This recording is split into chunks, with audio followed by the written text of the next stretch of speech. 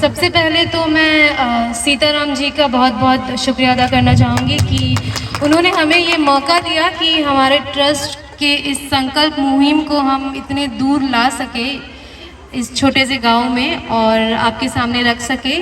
और हम चाहते हैं कि इस मुहिम को आप भी आगे बढ़ाएं, यही रोका नहीं जाए, ताकि हम देश के हर घर तक पहुंच सके, हर कोने तक पहुंच सके। हमारे ट्रस्ट का मकसद ही है कि हम देश के हर घर को एजुकेट कर सके, हर बच्चे को पढ़ा सके।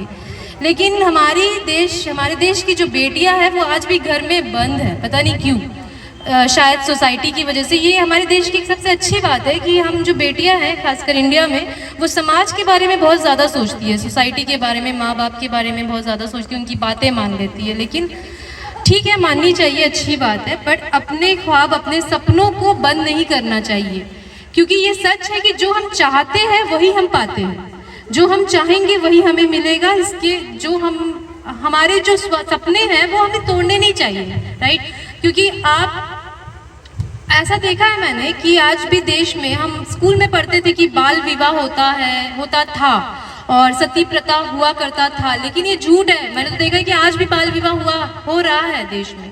आज भी कई ऐसे गांव हैं जहाँ पे 12 साल की बच्चियों की शादी हो जाती है, 14 साल की बच्चियों की शादी हो जाती है। मतलब 12 साल की बच्चियां है ही क्या एज?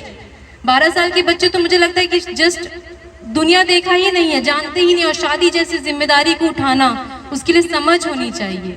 तो सबसे पहले इम्पोर्टेंट है कि एजुकेशन।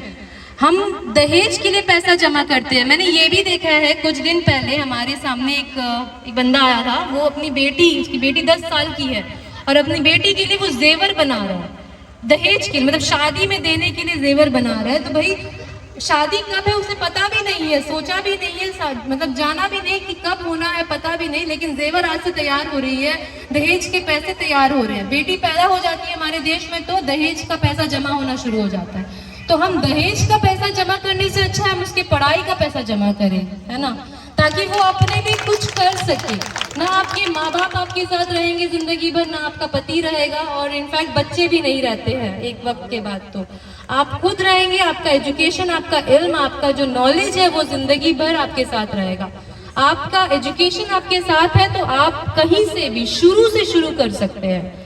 कल शादी हो जाती है कम उम्र में तो क्या होता है कि फिर घर के काम काज, बहुत प्रॉब्लम्स भी होते हैं। कभी कभी ऐसा होता है कि पति घर से निकाल दे, तो आप कहाँ जाएंगे? आपके लिए आपका एजुकेशन एटलीस्ट आपके साथ रहेगा तो आप अपनी जिंदगी कुछ तो शुरू कर सकती है, किसी के दरवाजे में नहीं जाना पड़ेगा आपको। तो एजुकेशन सबसे इम्पोर्टेंट है, और पढ़ाई हमारे ट्रस्ट का ये मुहिम ही है कि पढ़ाना।